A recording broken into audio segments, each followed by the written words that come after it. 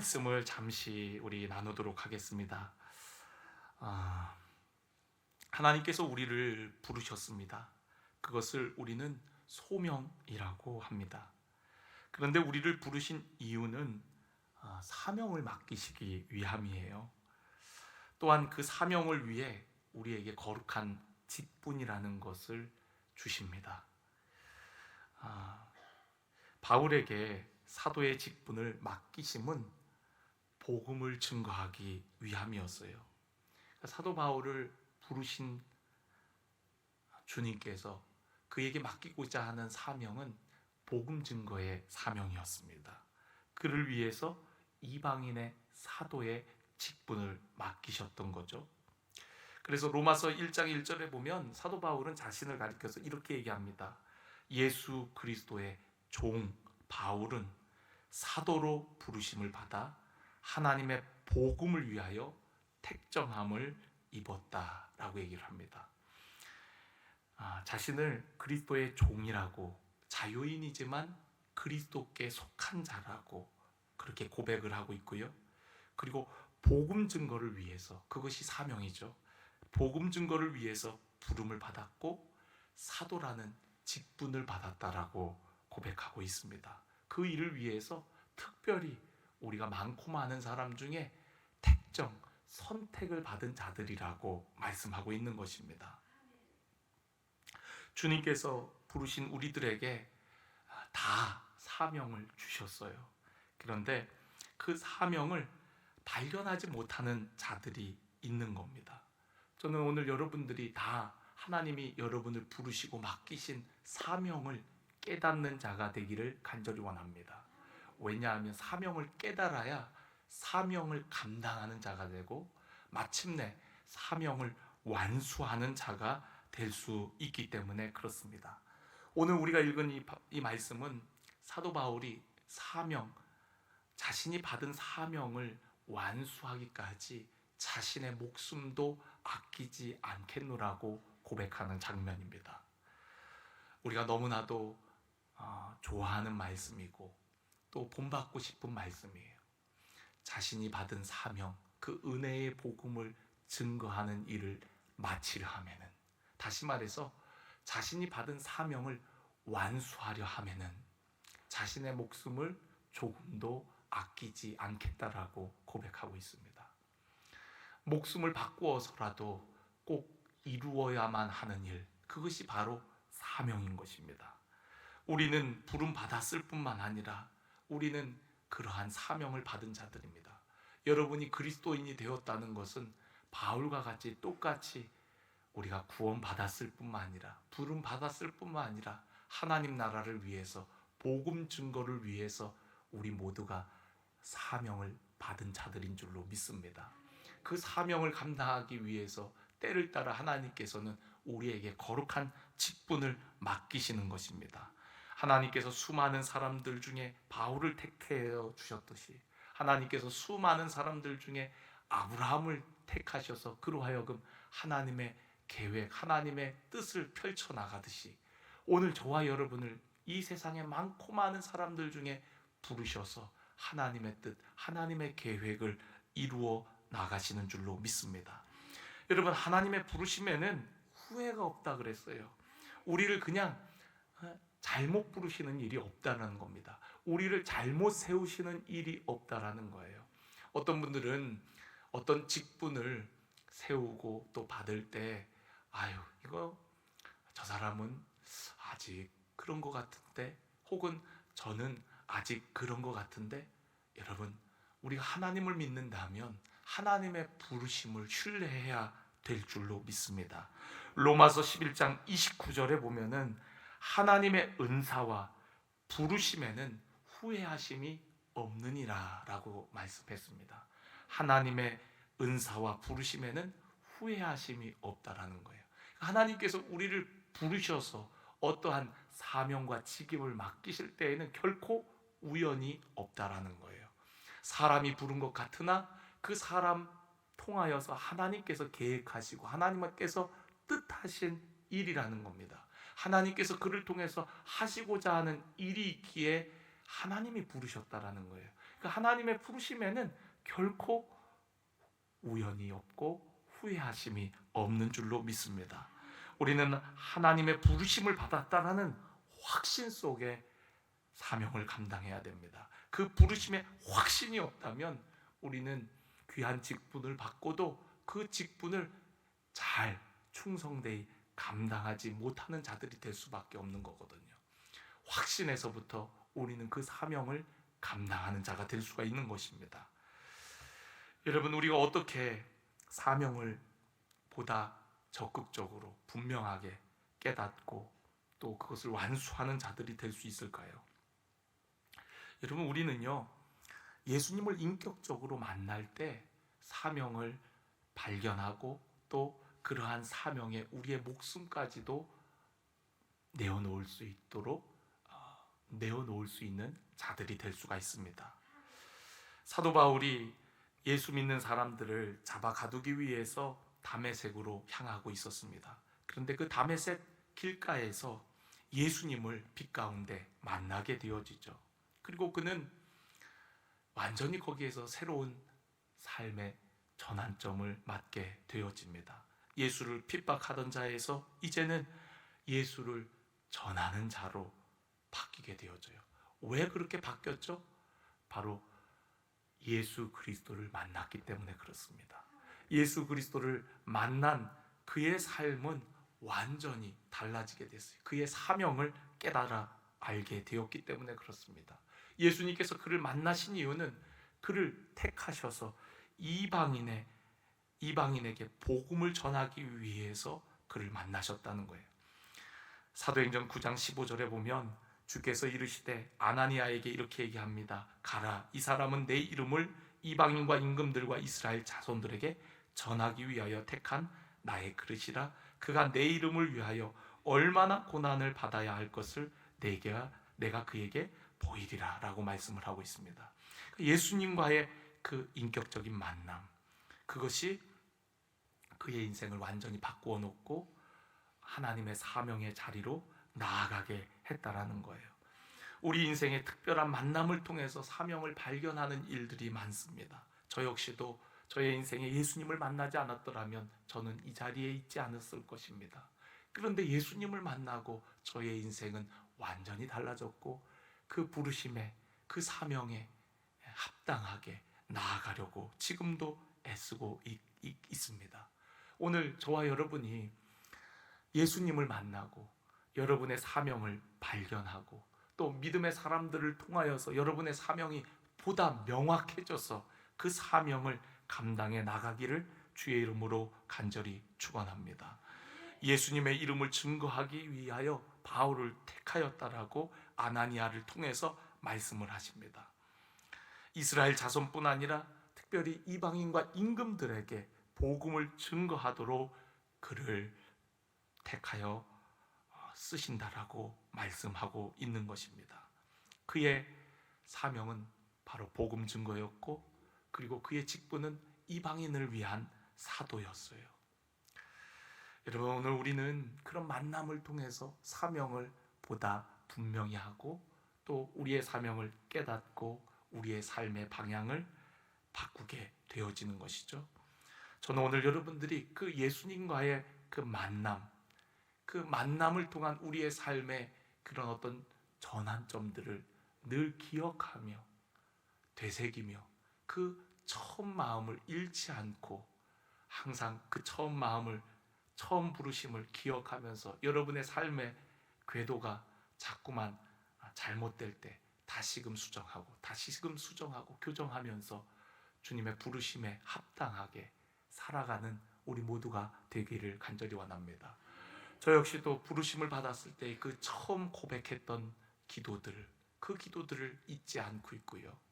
또한 제가 목사 안수를 받을 때 이런 목사가 되게 해달라고 기도했던 그 처음 마음들을 늘 잃지 않고 제 자신이 때로는 변질되려고 할 때의 그 기도를 다시 한번 되새기며 마음을 다잡고 또 하나님이 부르신 그 상을 향하여 또 주신 사명을 감당하려고 애를 쓰고 있습니다.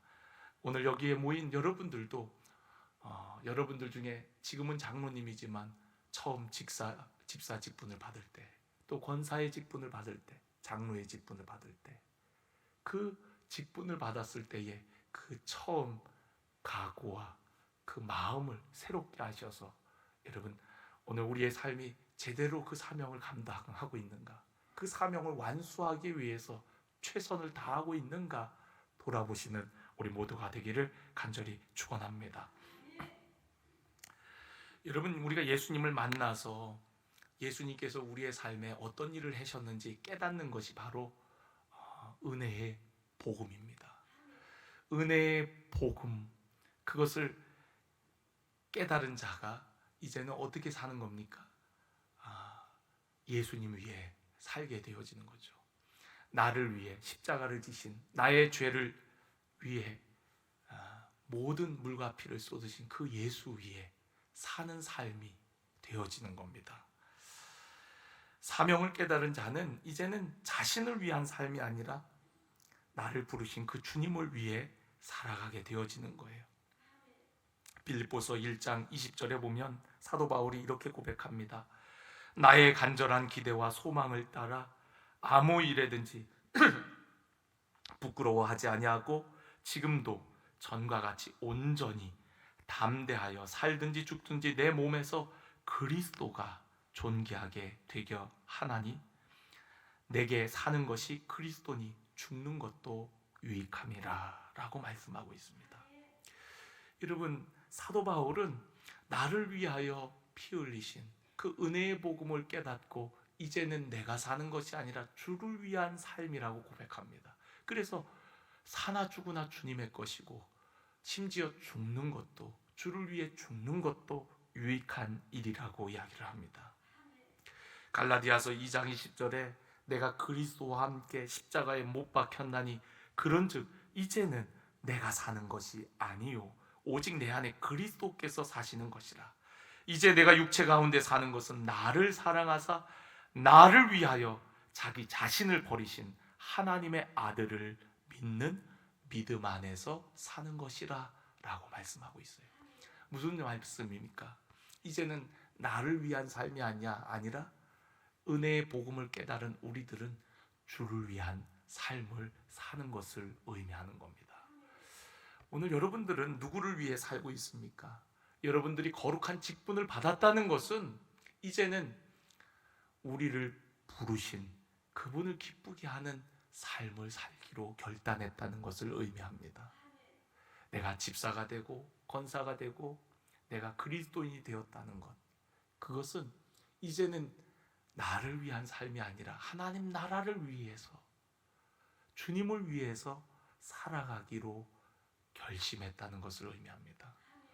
우리가 문답을 통해서 우리가 서약을 하지 않습니까? 여러분, 이 서약을 가볍게 생각해서는 안 됩니다. 그 서약은 하나님 앞과 사람 앞에서 서약을 하는 겁니다. 그 서약의 핵심은 이제는 주를 위해 살겠다라고 고백하는 겁니다. 여러분, 우리는 예수님을 만나고 예수님의 부르심 앞에 이제는 나를 위한 인생이 아니라 주님을 위해 사는 인생으로 변화되어지는 것을 의미합니다. 어떻게 우리가 주를 위해 살게 되는 걸까요? 그것은 바로 나를 선택해 주신 주님의 은혜가 너무나도 고마운 거죠. 예. 정말 나를 선택해 주신, 나 같은 죄인을 선택해 주시고 구원해 주시고 이 귀한 일을 맡겨 주신 것이 너무너무 감사한 거예요. 여러분, 정말 감사하십니까? 한 번은 영화를 보는데 그 영화의 한 장면이 저에게 가슴이 뭉클하게 하는 장면이 있었습니다. 거기에 보면은 그 영화의 제목은 태풍이라는 영화였는데 아주 오래전에 나왔던 영화예요. 근데 거기에 국가를 위해서 한 군인을 착출해서 이제 사명을 주는 거예요. 근데 이제 그 군인에게 설득을 하는 거죠. 당신이 이 일을 미션을 완수하고 오면 국가에서 이런 보상을 해줄 것이고 이렇게 당신에게 대우해 줄 것이다. 당신이 원하는 대로 다 해주겠다. 그래요. 그리고 만약 이 미션을 수행하다가 당신이 죽는다면 당신 가족과 자녀들에게 어떻게 보상을 해주겠다, 그런 얘기를 해요. 그러니까 그 주인공이 뭐라고 얘기를 하냐면, 마지막에 그 상관에게 앞으로는 어떤 사명을 맡길 때 어떤 보상에 대해서 얘기하기보다 이 일이 얼마나 중요한 일인지만 말씀해 주시면 됩니다. 국가를 위해 부름받았고 국가를 위해 헌신할 준비가 되어 있는 저희들에게 뭘 어떻게 해줄 테니까 가라고 하는 얘기, 그거 하지 않고 이 일이 얼마나 국가를 위해서 중요한 일인지만 말씀해 주십시오. 그러면 우리는 죽음을 각오하고 갈 겁니다. 그런 고백을 해요. 많은 사람들이 헌신을 주춤하는 이유가 이 일을 통해서 내게 생기는 것이 무엇인지, 어떤 보상, 어떤 상급이 있는지 그것을 먼저 생각하기 때문에 그래요. 이 땅에 보상이 없다 할지라도 여러분, 나를 충성되이 여겨서 나를 부르시고 직분을 주신 그 하나님 앞에 감사함으로 우리가 나아갈 수 있다는 것, 나를 그렇게 여겨주시고 택하여 주셨다라는 그 은혜가 감사해서 우리가 그 일에 헌신하고 또 그 일을 기쁘게 감당하는 거죠. 수많은 사람들 중에 이 중요한 일에, 이 중요한 직분에 나를 부르셨다라는 것이 얼마나 감격스럽습니까? 혹 이 땅에서 우리가 어떠한 보상을 받지 못한다 할지라도 영원한 하나님 나라의 보상이 있지 않습니까? 그리고 내가 혹 그 열매를 거두지 못한다 할지라도 하나님께서 나와 내 가족들에게 그 열매를 예비해 두시지 않았겠습니까? 신실하신 하나님께서 결코 외면치 않으시지 않겠습니까? 그런데 여러분, 저는 그런 걸 저런 걸 다 떠나서 부족한 저를 불러주셨다는 게, 저 같은 사람을 아시고 택하여 주셨다는 게, 은혜로 불러주셨다는 게, 뭐가 잘나고 잘하고 착하고 어때서가 아니라 한없이 부족한 나를 우리 주님께서 이 귀한 영광스러운 지금을 맡겨주셨다는 것이 너무너무 감사한 거죠. 그러니까 여러분, 선택받았다라는 것, 그게 깊은 겁니다. 하나님께 선택받았다는 것, 이 시대 가운데 반석교회, 그것도 하나님께서 주목하여 보시는 이 교회에 거룩한 직분을 받았다는 것, 이 때를 위해, 하나님 나라를 위해 하나님께서 나를 하나님의 뜻 가운데 부르셔서 세워주셨다라는 것, 그것이 바로 여러분 감격할 제목이고 감사할 제목이고, 그것이 오늘 우리가 사명을 향해 달려갈 수 있는 힘인 줄로 믿습니다. 또한 여러분, 우리를 일꾼으로 세우셨다는 거예요. 디모데전서 1장 12절에 보면, 나를 능하게 하신 그리스도 예수 우리 주께 내가 감사함은 나를 충성되이 여겨 내게 직분을 맡기심이니 내가 전에는 비방자요 폭행자였으나 도리어 긍휼을 입은 것은 내가 믿지 아니할 때에 알지 못하고 행하였습니다. 여러분, 이전에는 여러분 어떠셨습니까? 하나님을 알지 못할 때 여러분의 모습은 어떠하셨습니까? 그런데 그런 우리들을 이렇게 변화시켜 주셔서 이제는 충성되이 여기셔서 직분을 맡겨주셨다는 것, 하나님의 거룩한 일꾼이 되게 했다는 게 얼마나 기쁘고 감격스러운 일입니까? 에베소서 3장 7절에 이 복음을 위하여 그의 능력이 역사하시는 대로 내게 주신 하나님의 은혜의 선물을 따라 내가 일꾼이 되었노라. 여러분, 하나님의 은혜의 선물을 따라 내가 하나님의 일꾼이 되었다라고 고백하고 있어요. 그러니까 여러분, 우리가 하나님의 일꾼이 되었다는 것이 얼마나 자랑스럽고 영광스러운 일인지. 여러분, 어디서 우리가 일을 하느냐는 참 우리로 하여금 자긍심을 갖게 하는 거예요. 예를 들어서 예를 잘 들어야 되는데 잘못 들으면 오해가 생길 수 있으니까. 예를 들어서 우리가 대통령 국무총리실에서 일하는 것보다 대통령실에서 일하는 게 낫겠죠. 그렇죠? 그러니까 누구 밑에서 일을 하느냐가 우리의 자긍심 아니니까. 제가 한 번은 청년 사역을 할 때 한 청년을 이제 직장으로 신방을 갔는데, 그 청년이 있는 회사가 그 강남, 그 역삼대로, 거기 강남대로인지 하여튼 그 성문역 근처인데, 거기에 포스코 건물에 회사가 있는 거예요. 그 회사를 들어가 보니까 너무너무 건물이 멋져요. 야, 이런 데에서 일하는 사람들은 누가 일할까? 그런데 딱 교회에서의 모습과 다르게 딱 어깨를 펴고, 전사님 오셨어요? 그러면서, 아니 그런 건물에서만 일을 해도 그렇게 자긍심을 갖는데, 우리가 누구 밑에서 일을 하나, 누구의 일꾼이냐가 얼마나 우리의 자긍심을 주는 이야기입니까? 그런데 여러분, 오늘 여러분들은 하나님의 일꾼이 되었다는 거예요. 이 세상의 어떤 높은 사람보다도 비교할 수 없는 가장 존귀하신 우리 주님의 일꾼이 되었다는 거예요. 저와 여러분이. 그러니까 여러분, 세상 어떤 사람 앞에서도 우리는 당당할 수 있고 주눅 들지 않습니다. 왜요? 우리는 하나님의 일꾼이니까. 여러분, 하나님께서 우리에게 선물과도 같이 주신 직임이 바로 직분이고 하나님의 일꾼됨입니다.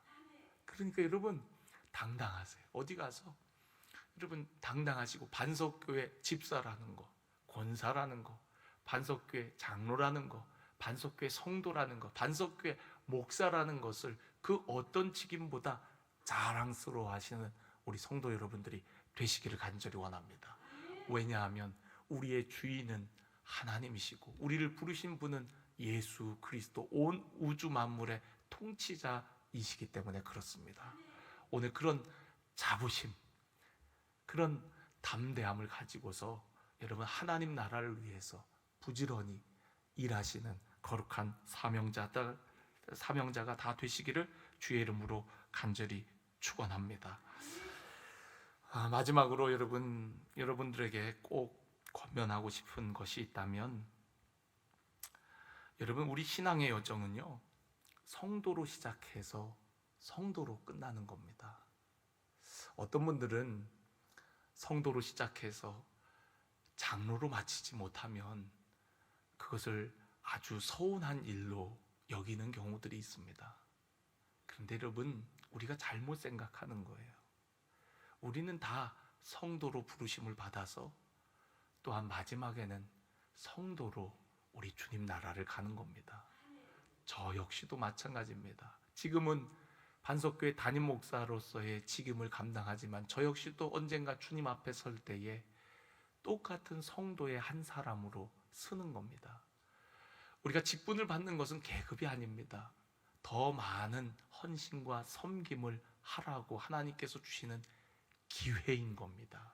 그런데 여러분, 그 기회를 주었는데도 하지 못하면 여러분, 오히려 책망만 듣게 되어지는 겁니다. 기회를 주었는데도 그 기회를 허비하면 한 달란트 받은 자처럼 책망받는 자가 되어지는 것이죠.